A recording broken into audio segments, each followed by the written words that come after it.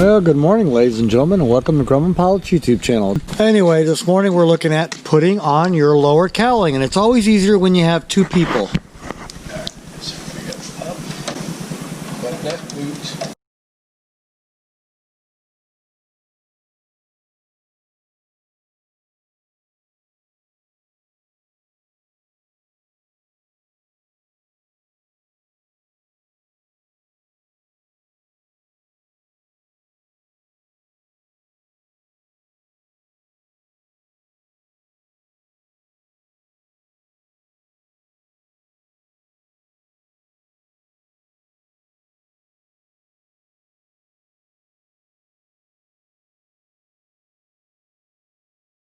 Well, almost all the screws are in except for the boot to the front strut.